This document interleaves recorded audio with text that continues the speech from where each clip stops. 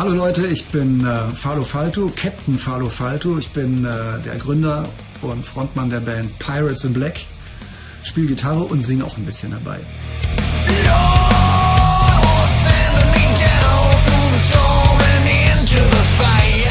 Ich bin der Quartermaster, Akku Becher, ich spiele Gitarre in der Band.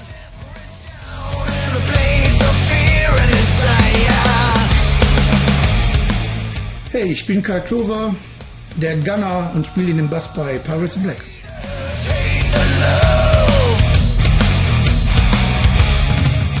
So, ich bin Hans, ich spiele Schlagzeug bei der Band und Powder Monkey, der Puderaffe. Ja, genau, das ist mein Job. Ich rühre die Trommeln.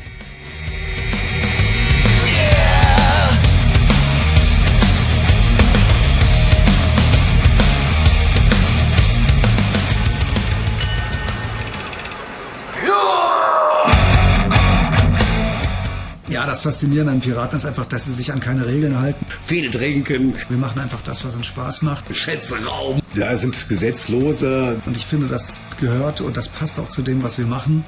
Unberechenbar und geil und wild.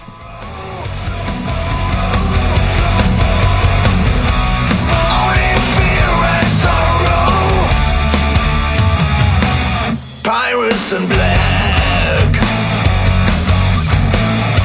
Hardrock der besten Sorte. Fett. Einfach fett. Ziemlich abwechslungsreich, würde ich sagen. Und groovt wie die Hölle.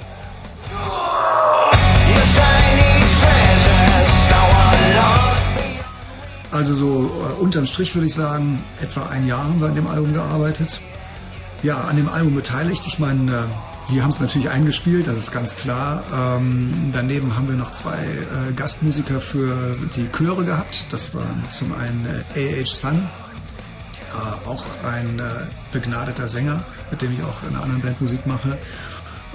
Und Holger vom Scheid, ebenfalls Wuppertaler und ein Urgestein der Wuppertaler Szene. Die haben sich auf den Piratenchören etwas verewigt.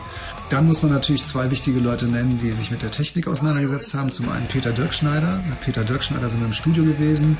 Hat auch ein paar ganz gute Ideen noch in das Album reingebracht, die wir aufgenommen haben, wofür ich im Nachhinein auch echt dankbar bin. Ja, und dann ist zu nennen der Tonhexer, der das Mastering gemacht hat, Ralf Kappmeier, Tukapi Studios. Dass das Album jetzt so klingt, wie es klingt, also richtig mit fettem Bass, fetten Drums, Gitarren nach vorne, das ist echt Kappis Werk, muss ich sagen. Er hat das echt geil gemacht.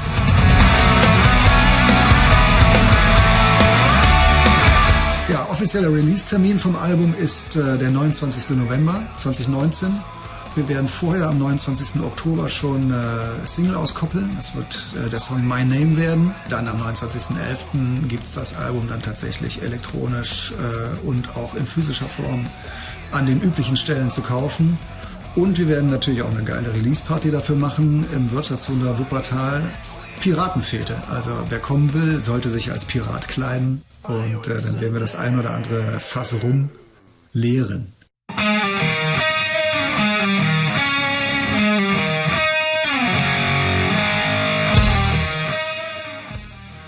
Words are Loaded Guns ist tatsächlich ein Zitat von einem Philosophen, Jean-Paul Sartre. Wörter sind geladene Pistolen. Das hat eigentlich zwei Bedeutungen. Das eine ist, dass Wörter etwas verändern können. Ich denke da zum Beispiel an Revolutionen, die in Deutschland stattgefunden haben, ohne dass Waffen benutzt werden mussten. Trotzdem wurden Regime zum Einsturz gebracht. Auf der anderen Seite hat das aber natürlich auch sehr viel mit der aktuellen Zeit zu tun. Wir erleben das jeden Tag, wo abgedrehte Politiker schlimme Sachen sagen, die zwar frei erfunden sind, die aber sich dann doch verselbstständigen und die Stimmung unter den Leuten aufheizen. Und ja, das ist fast so schlimm, wie wenn sie Waffen gebrauchen würden.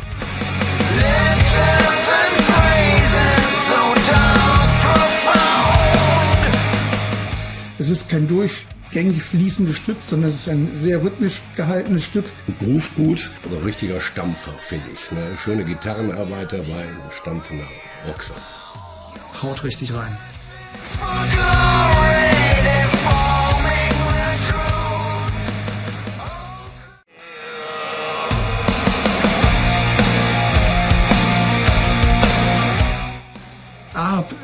handelt von der Geschichte von Herman Melville, von Moby Dick und Captain Ahab, der den weißen Wal jagt.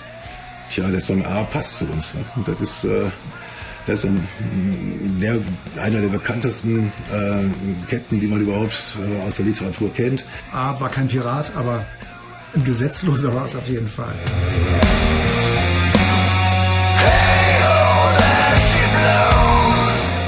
Abwechslungsreich mit vielen verschiedenen Passagen und interessant zu spielen.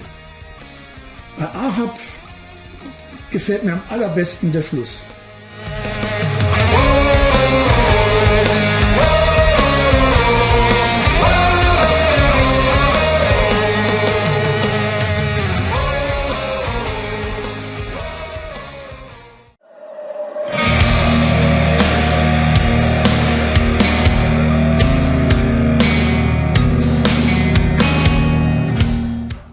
All Alone ist eigentlich mein Lieblingssong, mit noch einem anderen zusammen. All Alone handelt von Obdachlosigkeit und ist insofern eigentlich vom Thema eher ein bisschen traurig. Bret Hart, auch wieder so eine Mittempo-Nummer.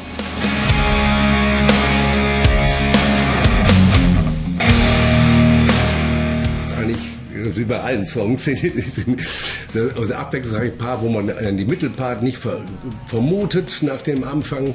Das hat Seele, das hat Power. Und super Gitarrenarbeit.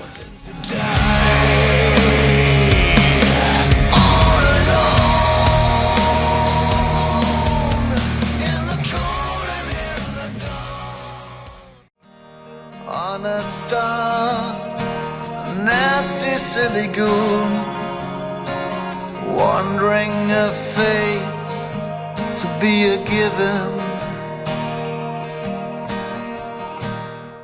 Player Number 6 handelt von einem Computer-Nerd. Hat tatsächlich einen realen Hintergrund. Ich habe im Freundeskreis jemanden, auf den dieses Lied ziemlich gut zutrifft.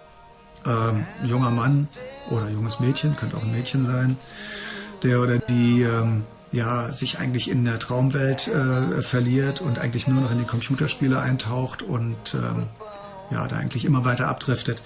Ja, mein zweiter Lieblingssong. Da ist auch der Anfang der Wahnsinn. Also es geht brachial los, dann gibt es einen wunderschönen Teil mit Gitarre und Gesang und dann steigt das wieder ein mit dem Anfangsthema, auch unheimlich fett nach dem ruhigen Part. Coole Nummer, richtig cool.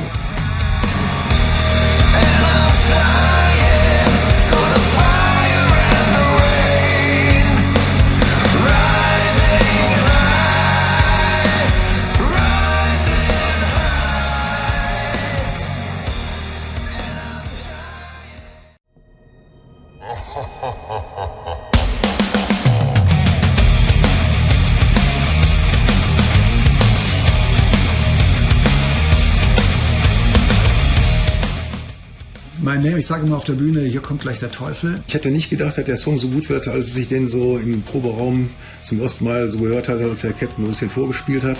My Name ist ein grooviger Rocker, so im Shuffle-Rhythmus, der richtig schön nach vorne geht. Es ist so ein bisschen angelehnt an NIB von Black Sabbath. Vielleicht in der Version, wie Zakk Wylde das Stück auf der Hello Kitty Gitarre spielt. Der geht gut nach vorne. Richtig beinhart gespielt. Das sagen wir auch voll auf die Fresse.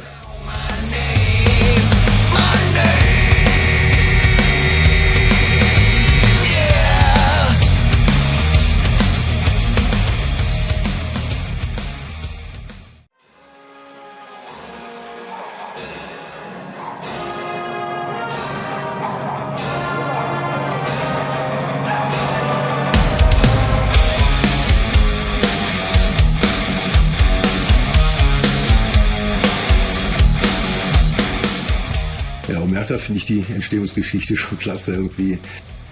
Omerta, das ist das Schweigegelübde der Mafia. Die Idee zu dem Song kam ja auf Sizilien.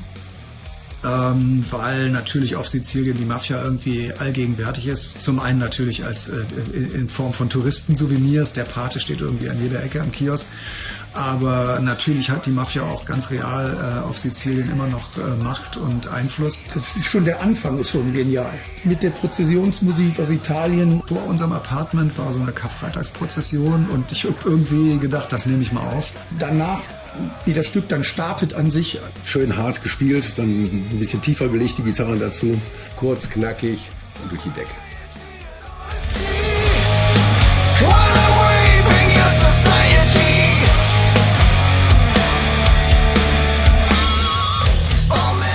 Inhaltlich ist es dann tatsächlich ein Stück geworden, was nur, sag ich mal, so bedingt mit der Mafia zu tun hat. Es hat eher was damit zu tun, dass so, naja, vielleicht auch in der Politik so gewisse mafiöse Strukturen herrschen. Das ist schon auffällig. Der ein oder andere Politiker, als Politiker hat er bestimmte Dinge zu entscheiden und wenn er dann sein Amt abgibt, dann landet er auf einmal in der Wirtschaft und irgendwie komischerweise profitiert er dann auf einmal von den Dingen, die er vorher da selber entschieden hat.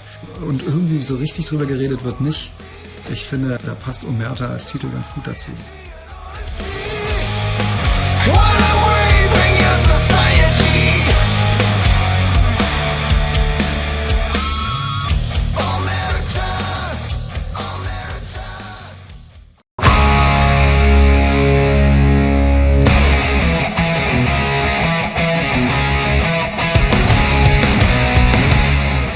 Ride It On. Ride It On hatte ich vor Augen, wie unser Quartermaster Akku Becher in seinem Ami-Schlitten sitzt. Ich bin Oldtimer-Fan, beziehungsweise ich habe einen amerikanischen Oldtimer und der ist ganz flott unterwegs. Und das hat den Captain irgendwie beeindruckt und der hat sich dann genötigt gefühlt, mal so einen Song über schnelles Fahren und qualmende Räder zu schreiben. Die Fenster sind runter, das Radio ist laut, die Haare wehen im Wind. Ja, wenn die Fenster auf sind, ja. Und er tritt aufs Gaspedal, dass die Socken qualmen. Take a ride upon the highway. Burn my name upon it.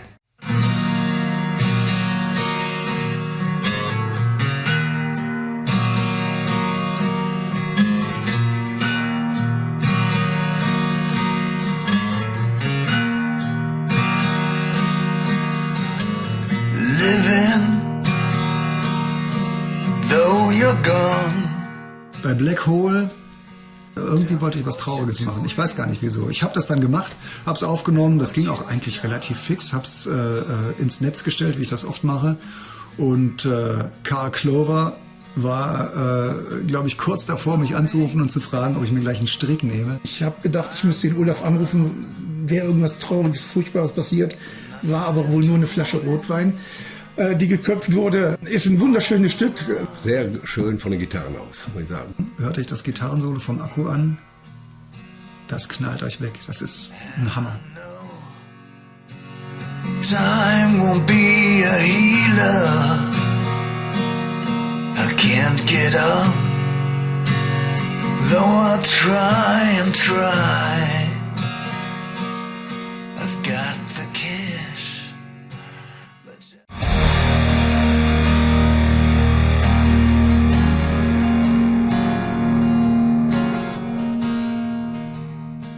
Ja, der Captain ist der Captain. Der hat alles im Griff, der managt alles, die Kompositionen, Texte und so weiter sind alle von ihm. Davon abgesehen finde ich seine Stimme toll, wie er singt. Und Gitarre spielen kann er auch ganz hervorragend. Der Captain Falo Falto ist ein fantastischer Musiker, ein unglaublich netter Mensch. Deswegen macht es auch einen unheimlichen Spaß, in dieser Band zu spielen. Prima Kerl, super Gitarrist, kann gut singen und passt alles, ne? Und sorgt dafür immer. Ich brauche nichts machen, ich brauche nur hinterher trotteln. Und dadurch passt das super zusammen.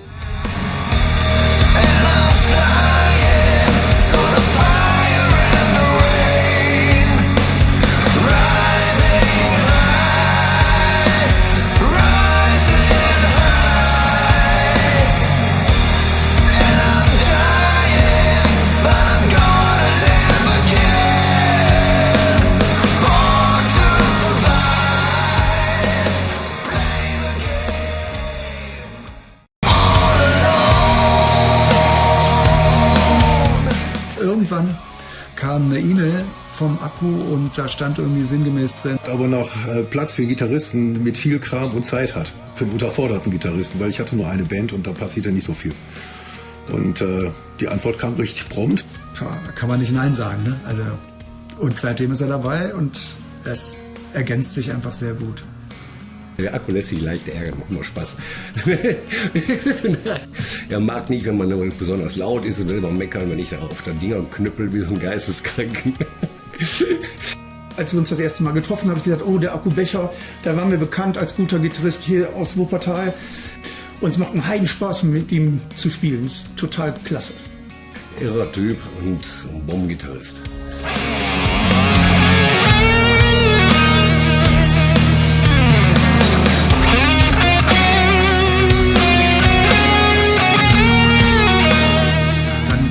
Grätscht die Geige vom Akku da dermaßen rein und das ist, da kriege ich jedes Mal Gänsehaut, wenn ich mir das anhöre. Es ist so geil.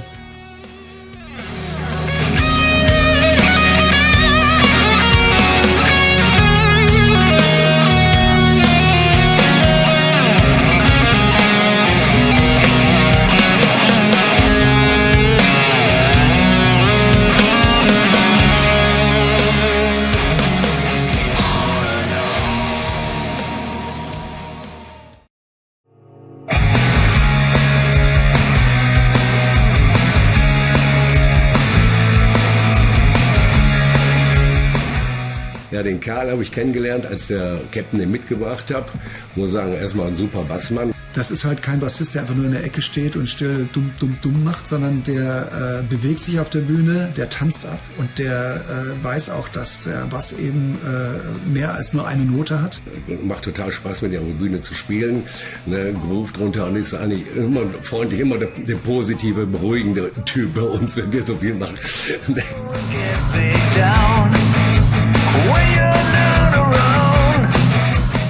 Spielt einen Rittenbecker auf der Bühne, das ist sowieso total cool, wie einer meiner absoluten Helden, Lemmy Kilmister. Spielt super Bass, zuverlässig, ruhig, total netter Kerl. Geiler Typ, macht Spaß mit ihm.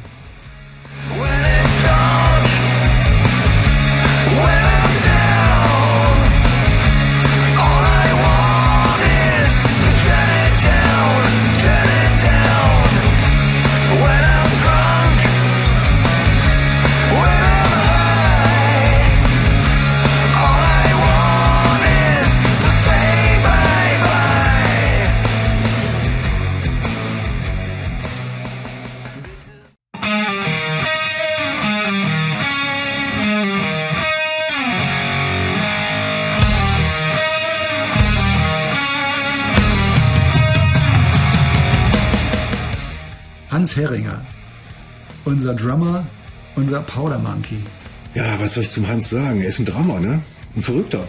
Den muss man einfach mögen. Hans Herringer ist der Typ Schlagzeuger, wie ich ihn liebe. Aus dem Bauch heraus. Auf der Bühne ein absolutes Tier. Der kloppt alles nieder. Der kennt kein Erbarmen. Der gibt immer alles und wahrscheinlich auch mehr als 200%. Unser Powder Monkey macht uns immer sehr viel Spaß, weil er immer sehr lustige Sachen macht. Ich finde, er ist auch so ein bisschen die Frohnatur in unserer Band. Er erfreut uns immer wieder mit irgendwelchen Triolen, die er auf seiner Double Bass versucht, in die ruhigen Songs einzuflicken. Das passt in der Regel nicht.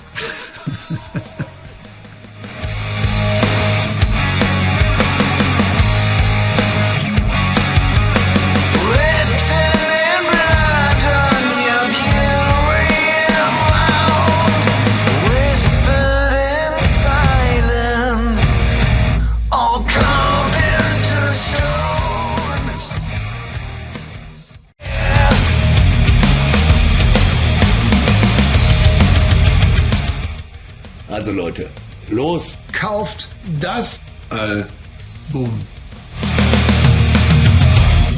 Ihr werdet es nicht bereuen.